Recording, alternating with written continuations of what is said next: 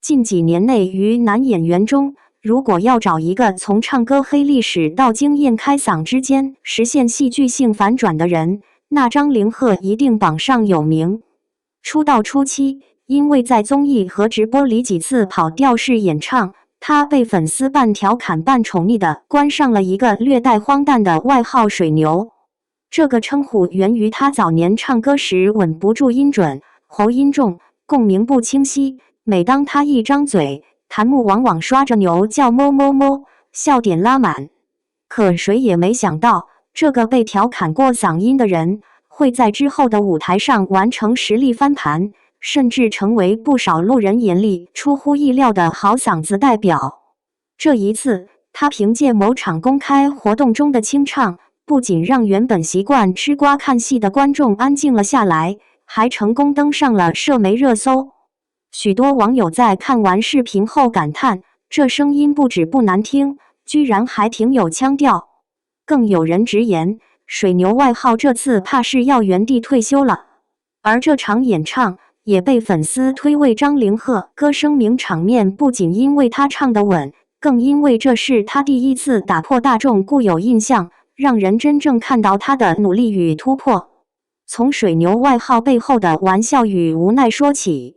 张凌赫初入大众视线时，因为形象高冷俊朗，气质显眼，被不少人当成少年将军连小说男主模板。但颜值越高，一旦表现出和外形反差的技能，就越容易被调侃。他第一次被嘲唱功的画面，来自某平台直播互动。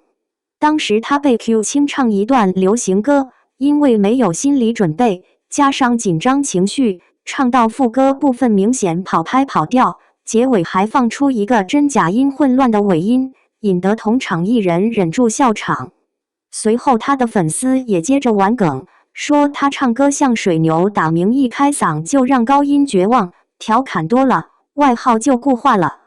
其实他自己当年也无奈又自嘲，多次在采访中表示，我知道我唱歌不好听，我也怕连累耳朵。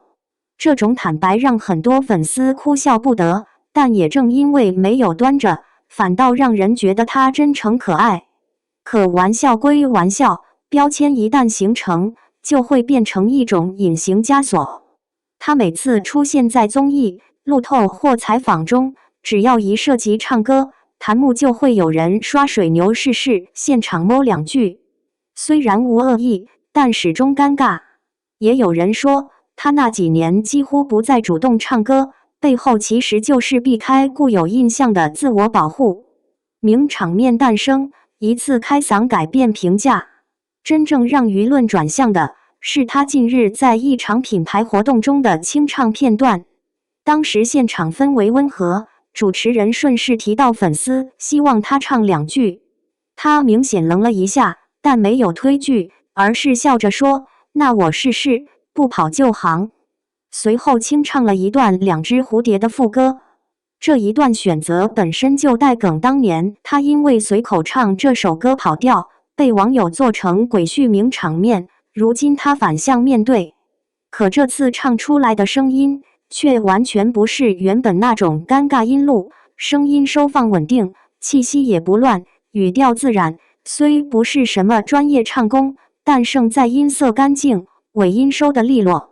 有粉丝激动到落泪，说他居然还敢挑战原梗，真的赢麻了。现场观众掌声一片，片段转到社交平台后，几小时内播放量迅速破100万。评论区出现大量“这声音不差吧？怎么有点低音好听？水牛进化成奶牛了。原来以前是紧张，不是天赋差。”还出现了许多路人围观后转粉的留言，反转背后的努力与成长。一次唱得好，或许是状态好、运气佳，但想要扭转固有印象绝非偶然。事实上，这2年张凌赫在唱功、气息、声音控制上默默下了不少功夫。业内有工作人员透露，拍戏空档他偶尔会跟随声乐老师练共鸣、练基础音准，并非为了出专辑，只是不想自己每次开口都成为笑柄。这种不声张的改进，恰恰是反转最打动人的地方。朋友们曾在采访中提到过他的一句话：大家可以笑我，但我不能永远停在笑点里。这句话后来在粉圈广泛传播，被视为他摆脱外号的宣言。他的自尊不张扬，却不允许自己被标签永久锁死。而这次名场面，则是他悄悄积蓄后的亮剑时刻。从调侃到认可，网友态度的变化。在这次演唱事件后，评论区出现三大阵营。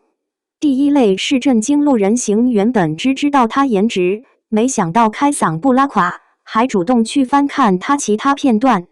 第二类是粉丝感动型，很多老粉留言说陪他被笑了3年，终于等到他打脸名梗的一天，以前笑他，现在被他气质折服。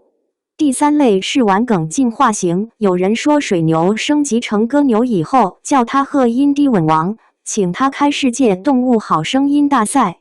连不少音乐区 UP 主都调侃性评价，虽然不是专业唱将，但音准合格，音色清亮，属于演员里值得表扬的水平。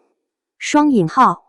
总之，舆论氛围从全网玩梗转为轻松调侃加真心称赞，这才是名场面的真正意义，不是唱功顶级，而是评价体系改变。这次反响为何格外强烈？如果只是唱得不错，提一下就好，为什么能形成现象级讨论？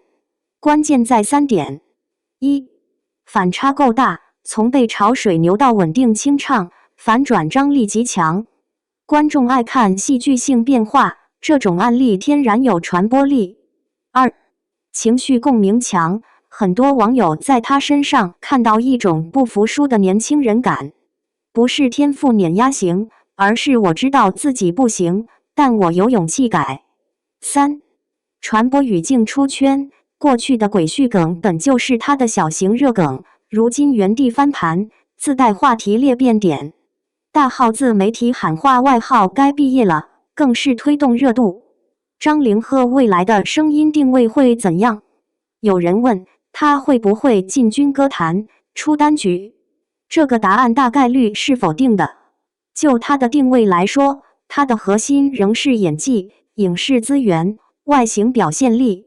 但这次事件带来的最大变化是，他终于摆脱了唱歌黑点，这意味着他以后在综艺里唱歌不会引发全网等事故的紧张。影视角色如有配唱桥段，他也更自在。粉丝站可以剪他唱歌剪辑，不用担心被嘲。他自己的舞台感、公众形象更加立体可信。甚至有人开玩笑，他只要别唱 rap， 其他都能尝试。双引号。外号退役不是偶然，而是态度。很多艺人面对黑梗求点会选择回避、否认、冷处理。但张凌赫这种我知道你们笑我，但我有本事让你们笑不出来的方式，反而赢得尊重。不是因为唱得多好，而是因为这背后体现了2个词：正面迎击与自我提升。他没有靠团队公关给自己洗白，也没有靠喊话粉丝别提外号，而是用一次现场、一次勇气、一次稳稳落地的声音，把固化认知打碎了一半。这种靠实力堵嘴的反梗模式，反倒是最干净利落的方式。观众真正记住的是什么？